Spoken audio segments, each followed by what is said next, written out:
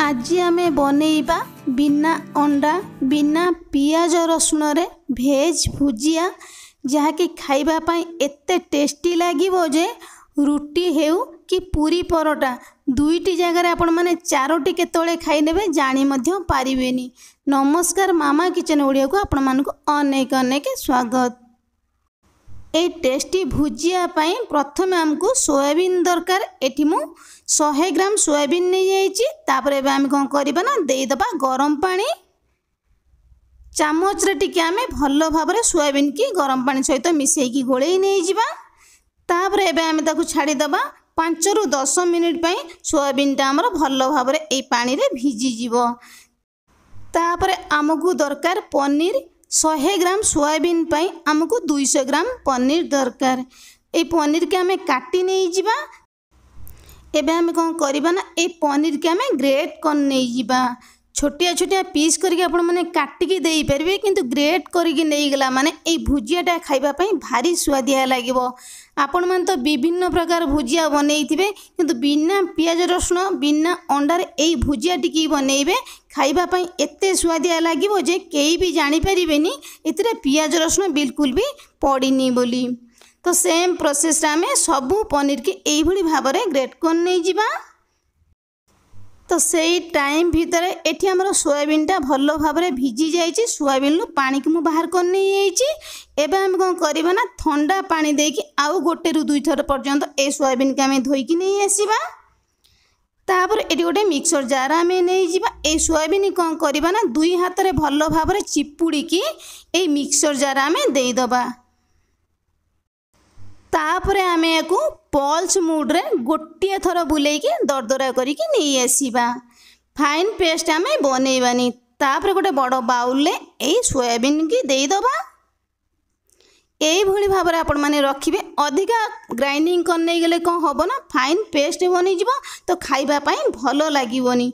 तो एई भली भाबरे दरदरा करी की रखिले खाइबा पई भारी स्वादिया लागिवो।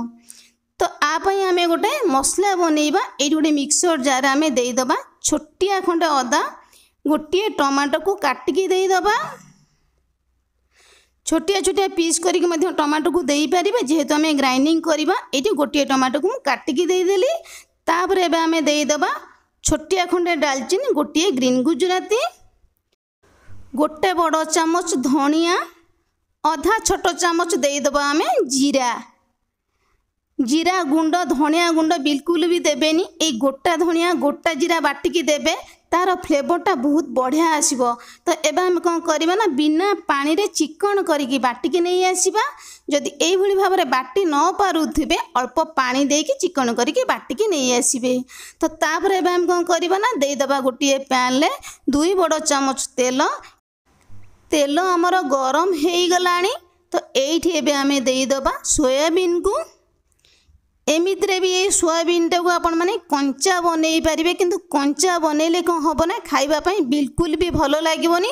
सोयाबीन जो कंचा स्मेलटा थिबो ना आपण जेते भी मसला कसंतु से स्मेलटा ही रहिबो किंतु टिके एमती भाजी नहीं गले तार फ्लेवर आ बास्ना दुईटा जांग ही अलग आसीबो। मु कहिले किछि नै आपण माने निहाती भाबरे गोटे थर बनिला पर ही जानि पारिबे। तापरे ग्रेट कर रखिथिबा पनीर की देई दबा। गैस रो फ्लेम आमर एठी मीडियम अच्छी। देई दबा आमे स्वाद अनुसार लुण आधा छोट चामच देई दबा हळदी गुंड। एबे हम कोन करबा ना भल्लो भाबरे मिसेई की लुण हळदी सहित सोयाबीन आ पनीर के आमे एपट सपट करके लेउटई की 3 रु 4 मिनिट पर्यंत एकदम लाल करके आमे भाजी नहीं जिबा।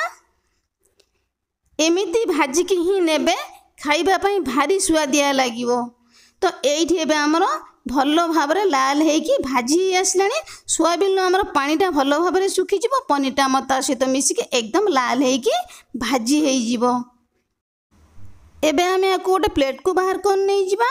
तो सेई सेम पैन ले एठी एबे हमें देई दबा आउ 2 बड़ चामच तेल। जेहेतु आमे बिना पियाज रसुण रे बनौचंती सोरिष तेल हमें दबानी। जदि आपण मानकर सोरिष तेल पसंद आपण माने देई पारिबे। तापर एबे हमें देई दबा आधा छोट चामच जीरा गोटिए तेजपत्र गोटिए सुखिला लंका। गैस रो फ्लेम को लो ही रखिबा। याको हमें भलो भाबरे टिके भाजी होबा पई दबा। तापर एबे आमे देई दबा बाटी रखथिबा मसला को। मसला दे सारा पर गैस रो फ्लेम को आमे मीडियम रखिबा। से मिक्सर जार को धोईकी आउ अल्प पानी दे दबा। मसला मसला हमर बिल्कुल भी नष्ट हबनी। मसला हमर भलो भाबरे कसी हे जिवो। तो एबे आमे दे दबा स्वाद अनुसार आउ आधा छोटो चमच लूण, आधा छोटो चमच हळदी गुंड, तापर एबे आमे दे दबा आधा छोटो चमच लंका गुंड। जदि आपण अधिक राग खाउछंती आउ आधा छोटो चमच लंका गुंड मध्य देई पारिबे। तो एबे आमे कोन करिबा ना सब मसला मसली की भलो भाबरे गोळेई नै जिबा। 4 रु 5 मिनिट पर्यंत ए मसला को आमे भलो भाबरे टिके कसी नै जिबा। मसला को आमे जेतिकी भलो भाबरे कसीबा सब तरकारी रो फ्लेवरटा ही सेतिकी आसीबो। तो एठी एबे हमर 3 रु 4 मिनिट हे गेलानी। मसला रु हमर तेल अलग हे गेलानी। मसला एठी तळु लागि जिवो। तो एबे हम कोन करिबा ना अल्प किछि पानी देई दबा। एमितिरे भी याकू बनेइबा अति सहज। जे कोनोसी बंधु बांधव को मध्य एई भଳି भाबरे बनेइकी देई पारिबे। से माने मध्य बिल्कुल जानि पारिबेनी एथिरे पियाज रसुन पड़ी नाही बोली। बिना पियाज रसुन रे भी खाइबा पई भारी टेस्टी लागिबो। तो एठी एबे हमर मसलाटी हेई गलानी। पूर्वरु भाजी की रखतिबा सोयाबीन आउ पनीर की देई दबा। गैस रो फ्लेम को लो मीडियम रखी एको हमें भलो भाबर टिके मसला सहित मिसेई की कसी नै जिबा। जे कोनोसी पूजा बार व्रत दिन मानकर हाथ रे कम टाइम थिले कोन बनै के खाइबा पई चाहुतले एई भला टेस्टी रेसिपी टिए बनेइबे। खाइबा पई रुटी हेउ बा पूरी परोटा सबुथिरे भलो लागिबो। तो एबे हम कोन करिबा ना अल्प किछि पानी देई दबा आउ टिके हमें भलो भाबरे ताको कसी नै जिबा। मसला हमें जेमिति कसंदी तो याकू हमें भलो भाबरे सेई भली भाबरे कसीबा। सांगे सांगे कसिक आम सांगे सांगे बिल्कुल भी पानी दबानी। मु जो भली भाबरे कसिबी तो आपण माने सेई भली भाबरे कसिकी पानी देबे। तो अधिक पानी देबानी, पानिया हे गले भलो लागिवनी। तो एई भुजियाटी हमर खाली मसला सहित लागिकी रहिबो। एमिति रहिले खाइबा पई भलो लागिबो। तो एबे हमें कोन करिबा ना गैस रो फ्लेम को ऑफ कर दबा।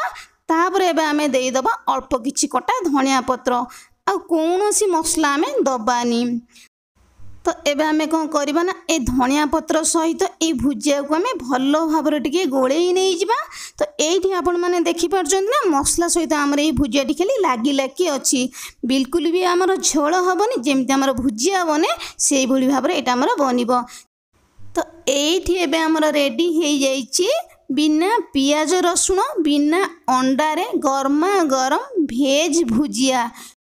खाइबा पई एते टेस्टी लागिबो जे से रुटी हेउ बा पूरी परोटा सबुथिरे जमी जीवो। तेबे मोर प्रिय दर्शक बंधु आजिर रेसिपीटी आपण मानकु केमिति लागिला छोटिया कमेंट करिबा पई जम्मा भी भूलिबेनी। पुणी देखा हबा नुआ रेसिपी रे। रहिली नमस्कार।